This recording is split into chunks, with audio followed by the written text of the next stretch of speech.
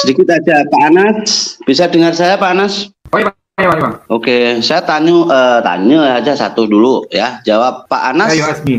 Menurut pengertian Pak Anas, menurut keyakinan Pak Anas, Injil itu apa sih? Injil itu diturunkan kepada Nabi Isa, kitab Injil. Oke, stop. Oke, stop. Nggak usah panjang-panjang ya. Jadi menurut pengertian Pak Anas, Injil itu diturunkan ke Nabi Isa, ya kan? Betul kan? Ya. Oke, berarti ada kitabnya ke? Ada kitabnya ke? Ada lah kitab. Ada. Pernah nampak dah tuh kitab Injil yang dikirimkan ke Isa tuh? Oh, tak tahu lah, saya tak ambil tahu dah lepas. Saya ada Al-Quran kan? Yang lepas saya tak ambil. Ketinggalan di bawah pohon kurma, Pak, kitabnya. Oke, pelan-pelan saja Pak Anas. Pelan saja ya. Ya. Jadi jawabnya Injil yang dikasihkan ke Isa pun sampai sekarang pun tak tahu mana dia nampak ya. Tak ada kan? Tak ada. Semua dah dicampur habis semua kan. Saya tak tunggu dulu. Tunggu dulu. Ya. Tunggu dulu. Kalaupun ada dicampur ke, pun adalah sisa-sisanya mana? Kasihlah nampak. Masih ada. Ya kan? Pak Selamat kenapa jadi orang kafir? Ini harus diperjelas ya Pak Anas ya. Kalau tak diperjelas, nanti tak nampak mana tuh Injil yang dikasihkan ke Isa. Ya, ini pertama. Ya, supaya nanti beda Injil yang di dalam pengertian kami, ya kan? Jadi Injil pengertian daripada Pak Anas sendiri itu si Isa ya dikasih Injil kan begitu. Artinya ada kitabnya kan? Ya. Nah, kitabnya pun sampai sekarang pun tak ada nampak, ya kan? Kalaupun ada nampak, tunjukkan ke dunia. Ini loh Injil sisa-sisanya entah berapa manuskrip. Macam tuh baru kita bisa paham, nanti kita pelajarin. Begitu. Ya kan? Macam tadi saya tanya, ya kan? Al-Mushafnya Utsman mana? Itu bisa ditampakkan kalau ada. Kan bisa pakai penyelidikan. Nah, sekarang kembali ke Injil. Pak Anas bilang bisa kasih Injil. Pun sampai sekarang pun tak ada tuh nampak pun secuil pun tak ada. Ya kan? Itu yang pertama. Nah, sekarang Injil yang kami maksud di dalam pengertian kami atau iman kami adalah ya Yesus Kristus itu sendiri. Ya. Itu jadi sudah beda Pak Anas. Makanya Injil itu kabar gembira. Apa itu kabar gembira?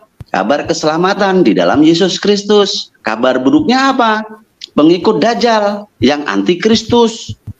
Nah, di situ kabar buruknya orang berdosa. Kalau dia tidak mau bertobat, ya kan, dia tetap dalam dosanya, mati dalam dosanya. Upah dosa adalah maut, itu kabar buruknya. Kabar baiknya, Yesus datang menyelamatkan. Bagi siapa yang percaya, itulah Injil. Betul itu. Injil di dalam Yesus Kristus maupun Injil yang diberikan Isa. Macam tuh. Oke, itu aja dari saya ya. Karena bentar lagi saya ada doa bareng. Ya, amin. Oke, silakan ya. Oke, lanjut. Ya. Jadi saya, Pak Bomom, saya tegaskan ya, saya Pak. turun dulu Pak Bomom ya.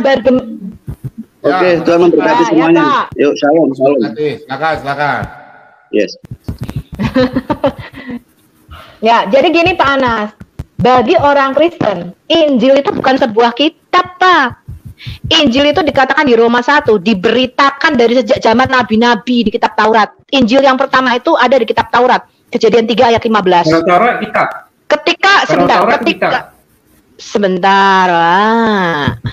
Ketika manusia jatuh ke dalam dosa, Tuhan sudah menjanjikan kabar baik, yaitu ada seorang penebus nanti yang akan lahir. Dan itu penebus ini diberitakan terus melalui nubuatan oleh Musa dan para nabi. Ada sekitar 350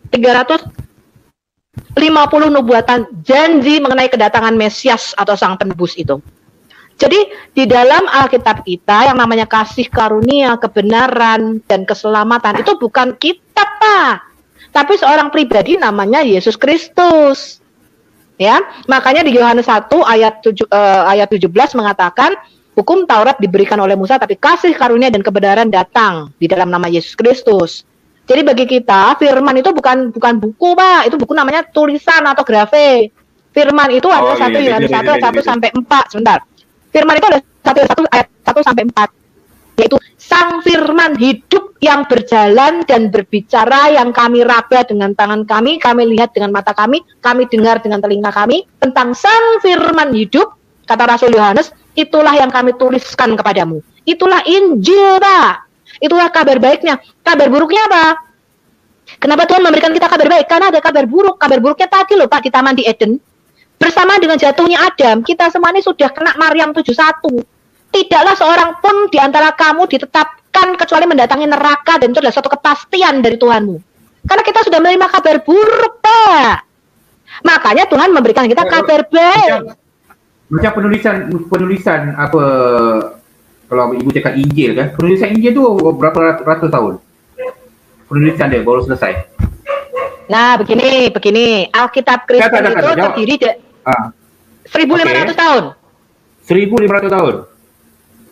1.500 sampai sekarang. Jadi Alkitab kok sampai sekarang, Pak? Kayak terus bubar, Pak. Orang namanya saya nulis Injil. Ya, ke situ tuh. Penulisan tuh 1.000. Oh iya, Mas. Iya, Om. Iya. Kitab Taurat itu ditulis 1440 sebelum Masehi. Kemudian Injil itu 90 Masehi, dari 0 ke 90 ke bawah. Jadi semuanya 1535 Masehi. Oke? Do you understand? Tidak ada lagi. Oke. Tidak ada lagi 500 tahun. Revisi. Kalau kita perhatikan banyak Injil tu, yang macam Injil palsu tu kan, itu sebenarnya daripada mana tu? Siapa yang buat tu? Kalau versi banyak. Injil palsu. Orang Arab. Orang Italia. Ada orang. Injil palsu banyak, Pak. Jadi gini.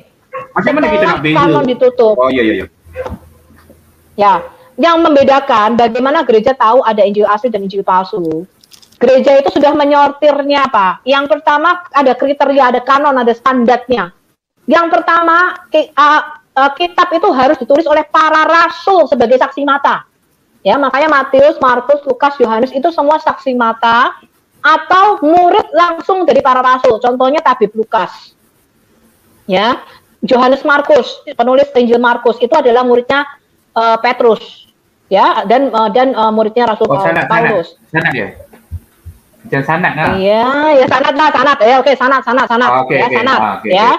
Nah, yang kedua, ditulis pada waktu zaman apostolik. Jadi pada waktu zaman para rasul masih hidup, sehingga kitabnya itu bisa diverifikasi ini tulisannya benar apa enggak. Makanya tahun 90 ketika Rasul Yohanes tahun 95 ya kalau nggak salah Pak Bom, Rasul Yohanes mati. Itu murid Yesus yang terakhir, saksi mata terakhir mati. Setelah itu semua tulisan yang ditulis setelah zaman Rasul Yohanes itu tidak dimasukkan di dalam Alkitab kita, Pak. Mudeng ya. Nah, makanya Injil-Injil palsu yang suka-suka diangkat-angkat sama apologet Muslim, misalnya Injil Thomas, Injil Filipus, Injil Barnabas, Injil Maria Magdalena, Injil macam-macam Injil lah.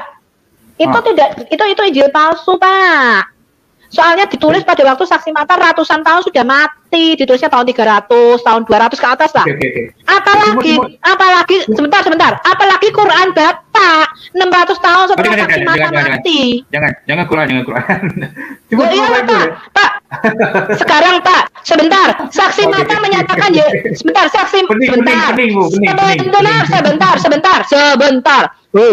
Saksi mata menyatakan Yesus lahir. Sebentar, Pak. Kok takut amat sih? Jangan. Saksi mata. Ya. Sebentar, Pak. Bentar. Muhammad itu bukan saksi mata, Pak. Muhammad pula. Sebentar ya, Pak ya. Saya katakan ya. Kak. Saya cuma nak tanya. Sebentar. Alkitab menyatakan Yesus lahirnya di Migdal Eder, di kandang domba. Nah, kalau Nabi Bapak bisa menulis Yesus lahirnya di bawah pohon korma itu loh. Iya.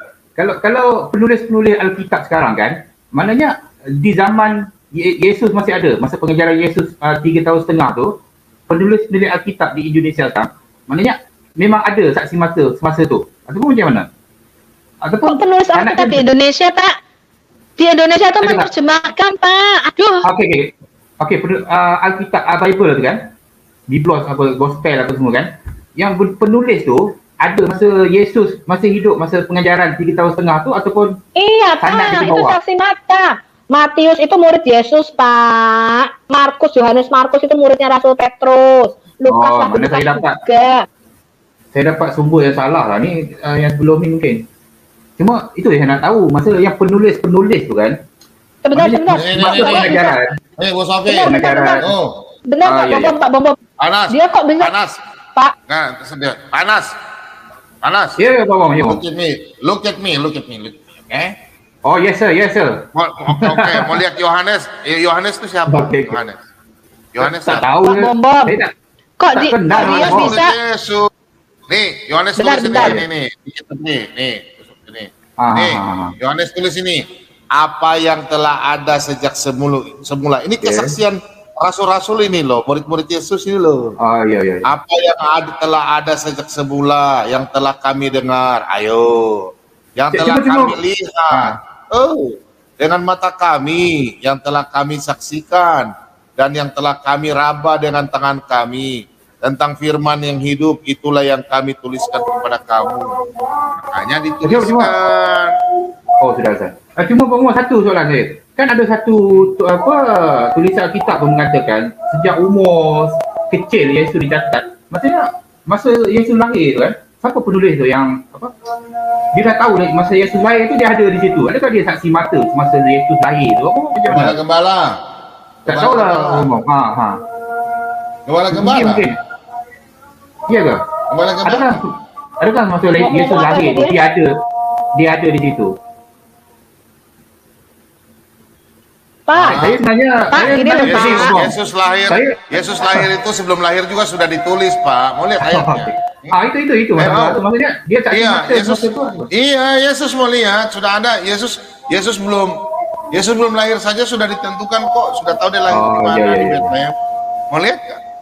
Makanya saya bilang, Pak, pelajari itu Alkitab yang lengkap. Macam ni, Om. Saya ada Alkitabnya, saya ada Bible, cuma di office lah. Saya sebenarnya coba muka Mika 5. Ayo. Nih, kalau di kitab Anda Isa Al-Masih lahir di mana? Di kota mana? Oh, kalau Yesus tak ada pohon kurma dia. Nabi Isa di pohon kurma tu semasa sakit kan perempuan kalau lahir di kota mana? Kota Bethlehem. Ayo. Mana tulisannya tidak ada? Bethlehem di Quran. Kalau Nabi Isa di pohon kurma tu, itu kan semasa nak sakit kan perempuan nak sakit. Tak jelas Pak Bom, saya mau ngomong sebentar dong. Ya. Lanjut. Pak Bom, kisah mengenai sebentar Pak, panas, dengerin saya. Panas, dengerin saya. Sebentar, panas, dengerin saya. Kisah mengenai Yesus melahirkan di bawah pohon kurma itu diambil dari kitab Pseudo-Matius, Injil palsu Matius, Pak. Mudeng ya? Kenapa palsu pula? Kenapa dia jangan cakap palsu itu? Ya memang palsu karena ditulisnya abad keempat, Pak. Itu kisah palsu. Kalau saya nak percaya macam mana kalau boleh tak? Siapa yang mengatakan itu palsu? Loh, memang itu Injil palsu, namanya ada Injil Pseudo. Bapak tahu nggak arti Pseudo? Pseudo itu Injil palsu Matius. Jadi dia pura-pura nulis. Jadi gini Pak, setelah zaman para rasul itu banyak sekali dongeng-dongeng masuk, Pak. Misalnya Yesus membuat burung-burungan dari tanah liat, itu masuk di dalam Quran Bapak. Itu diambil dari tulisan palsu yang namanya Proto Evangelium Yakobi. Ya, kemudian ketika Yesus lahir di bawah pohon kurma itu diambil dari tulisan palsu namanya Injil Pseudo-Matius. Ya, jadi kalau Bapak mau meyakini itu, Bapak meyakini kisah dongeng. Siapa cakap palsu? Siapa otoritas yang mengatakan itu palsu? Pak, saya kan tadi sudah ngomong, yang namanya Injil asli itu harus ditulis pada zaman para rasul masih hidup. Ada saksi mata, yang nulis harus para rasul atau murid langsung para rasul. Jadi saksi mata masih hidup. Makanya kitab terakhir, kitab Wahyu, itu kenapa dimasukkan setelah itu kitab-kitab lain setelah Rasul Yohanes mati nggak dimasukkan lagi, karena nggak ada verifikasinya. Kita nggak tahu ini benar apa enggak. Apalagi Injil palsu Barnabas, Pak, ditulisnya tahun 1500. Ya, jadi nggak ada lagi verifikasi saksi mata. Yang kedua, kisah ini atau Injil ini diterima luas oleh gereja. Pada waktu itu ada pusat-pusat gereja di Alexandria, kemudian di Antioquia dan di Roma. 3 pusat gereja pada waktu itu menerima Pak kitab-kitab yang disortir ini. Jadi mereka gereja pada tahun berapa sudah tahu ini yang palsu, ini yang asli, ini yang palsu, ini yang asli. Ya, dan keempat Pak, kriteria keempat, ajarannya nggak bertentangan Pak.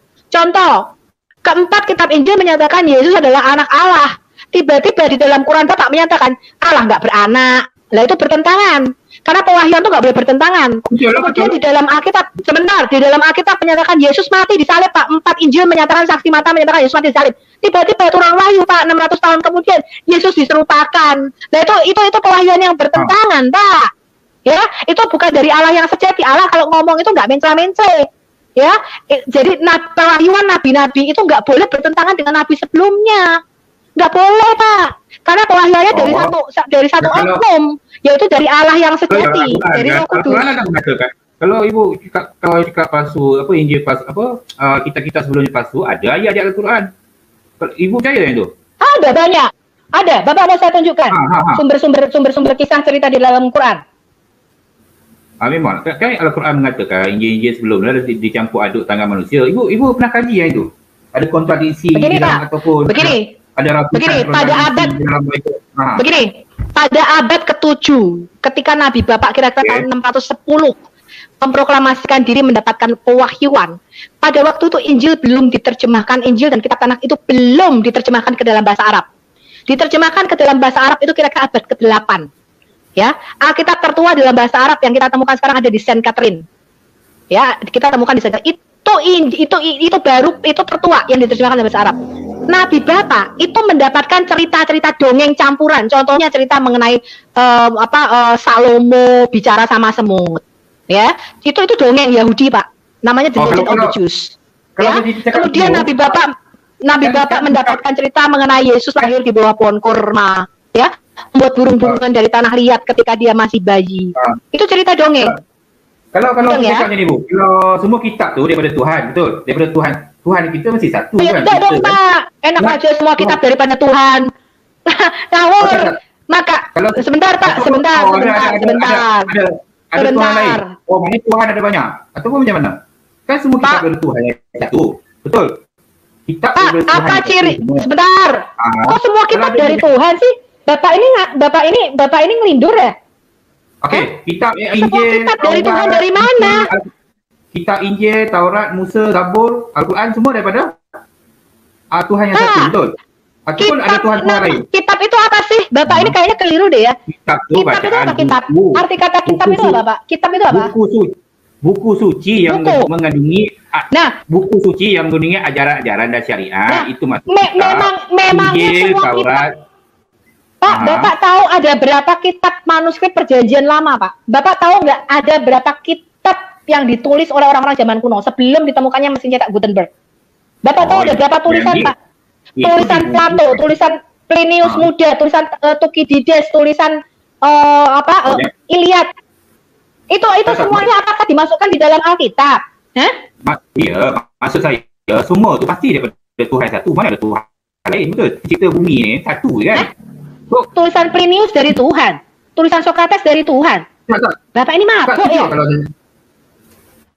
Apa dia? Saya nak mabuk saya orang Islam haram. Kitab itu banyak, Pak. Yang tulis banyak, Pak. Aduh, Bapak baca sejarah. Sebentar. Bapak tahu sebentar. Bapak tahu nggak siapa itu Sokrates? Bapak tahu nggak siapa itu Thukydides? Bapak tahu nggak siapa itu Plinius, Pak? Bapak tahu? Bapak tahu siapa Flavius? Bapak tahu siapa Flavius Josephus? Bapak tahu? Tak ambil tahu saya tahu Al-Quran je. Iki makanya bacanya mek Al-Quran tok. Sudah baca Al-Quran nggak tahu bahasa Arab. Bapak belajar sejarah deh, Pak. Bukan gini Pak. Pak supaya Bapak Pak Anas. Bapak sudah usia berapa? Bapak sudah usia berapa? Supaya pikiran Bapak itu luas, pandangan Bapak luas. Bapak itu baca sejarah, Pak. Bapak itu baca sejarah, jangan cuma baca Quran. Baca sejarah, Pak. Makanya pandangan Bapak Bible banyak sejarah.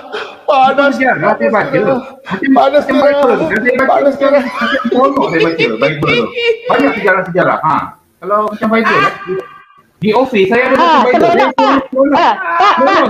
Bapak baca Bible seronok, Pak. Bapak baca Bible seronok tidak? Seronok Pak baca Bible. Seronok kan baca Bible. Angkat tangan. Pak Umar sama Aduh, saya di office ada satu Bible kan. suka saya baca Bible tu kan. Seronok kan baca Bible? Nah, sekarang seronok mana baca Bible sama baca Quran? Seronok mana? Pasti macam Bible saya anggap macam buku-buku macam sejarah kan, macam sejarah-sejarah lama kan. Cuma kalau ada kontradiksi tu saya pasti berbalik pada Al-Quran kan. Sebab Al-Quran dia mengatakan kitab-kitab sebelum ni kan, itu kan. Cuma saya baca tu saya memikir.